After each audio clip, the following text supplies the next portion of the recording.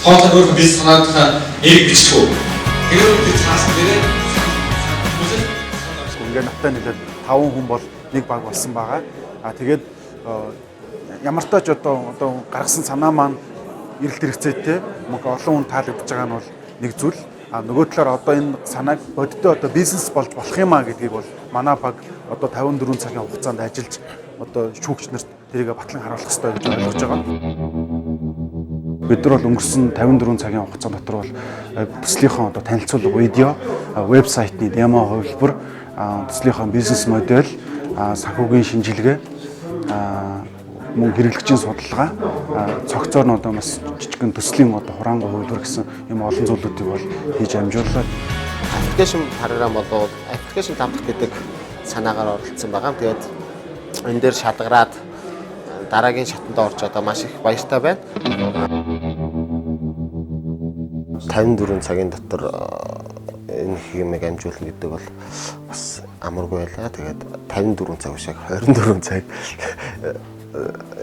яг утгаараа юм хэлээ л дээ. Би ямар үр дүн хүлээж вэ гэвэл болохоор одоо ингээд энэ төсөл маань мэдээж ингээд Монголд байхгүй шинэлэг санаа байсан. Энэ санаа маань яг хэрэгжих боломжтой болоод яг үр ашиг нь яг юу байх юм бэ те? Санаагаа одоо нэг ихний өдөр дуусны дараа ингээд оройн солиод тэгээ ингээд одоо бол ингээд цоошин санаан дээр ажиллаад тэрийгээ амжилтаа тавьчаа явж байна. Бүх зургууд нь гарчихсан. Яг одоо шинэ ямар байдлаар энэ санаа маань хэрэгжих гэдэг төлөвлөгөө нь гарцсан. Дээр нэмэх нь яаж энийг мөнгө олох вэ? Яаж энэгээр мөнгө олох вэ гэдэг талаас хүмүүс тодорхой болгосон байдлаар танилцуулна. Миний хувьд бол өөрийн санаагаа бэлтцэн орж ирсэн.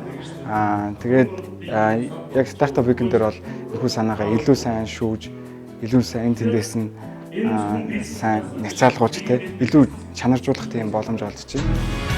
Тинейжерт зориулсан, өсвөр насныханд зориулсан англи хэл дээр сэтгүүлийг гаргахыг хүсэж байгаа. Тэгээд 54 цагийн дотор энэ төслөө бодит зөвлөл болгон хэрэгжүүлнэ гэдэгтээ итгэлтэй байна. 54 цагчингаа юм хийгээд тэрийг бүхэл бүтэн төсөл болгочоод 5 минутын дотор тайлбарлана гэдэг айгүй хэцүү байна. Тэгээд төслөө цэцэргний цай үйлдвэрлэж дэлхийн зах зээлээр таниулах зорилготой байгаа. Бид үндсэн 5 хүн, нэмэлт 2 хүн. Тэгээд тэр нэг хүний цаана маш ар гэрийнхэн тусалж байгаа, асуу дэмжиж байгаа гэд маш олон хүний бүрэлдэхүүнтэйгээр энэ хүү төслийн ажилд амжилттай оролцлоо. Нэг санаан дээр ягаад төвлөрөөд тэр санаагаа одоо бусад хүмүүсээр дэмжүүлнэ гэж орж ирсэн боловч нэг гинтхэн санаа орж ирээд ч гэх юм уу. Гэтэ ер нь бол бодож исэн тэр санаагаа хилээд тэгээд дэмжигдээд миний санаа дэмжигдсэнд бол баяртай байна. Ямар ч танихгүй тийм хүмүүстэй хамтарч нэгцэж нэг баг болж ажилласан байгаа. Миний анхны санаа бол юу байсан? Одоо аруултай шүдний ОО байсан. Энэ санаа маань бол энэ 54 цагийн туршилтад өөрчлөгдөд гэр ахуйн төмөрлөг бүтээгдэхүүнийг одоо үйлдвэрлэх болж өөрчлөгдсөн байгаа. Би өнөөдөр Startup Weekend Mongolia Gera гэдэг аппликейшны санааг танилцуулахаар ирсэн.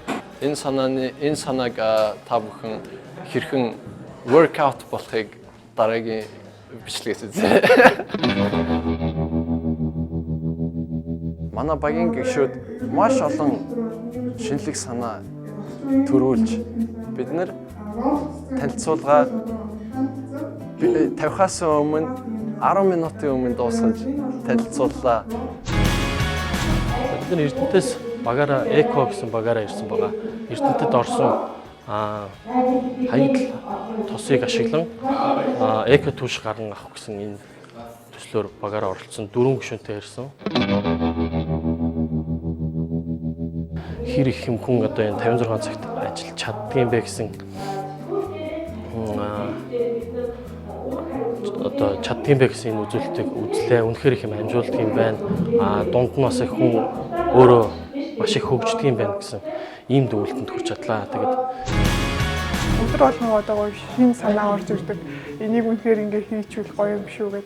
Тэгэхээр энэ санаануудаа хэрэгжүүлэхэд бол бас стартапуудын тэмцээнд оролцоод өөрийгөө сориод зүгээр нэг санааг жихэн бодит болгох боломжийг бас нээцгээе гэж хэлмээр. Бид нар болохоор нөө унтаагүй хонсон интернет байсан ч гэсэн сэтгүүл байсаар л холноо. Багийн ажиллагаа ямар хүчтэй вэ гэдгийг бид нар бас харж чадлаа. Монгол улс бол импортлогч орн биш, үйлдвэрлэгч орн байх ёстой. Тэгэхээр шин санаа ямар их чухал байдгийг ойлгосон. Гуравдугаарт болохоор тэр санаагаа хүнд яаж зүгээр ойлгох вэ гэдгийг би маш сайн ойлгож авсан. Яг энэ гурав дээр. Окей, thank you.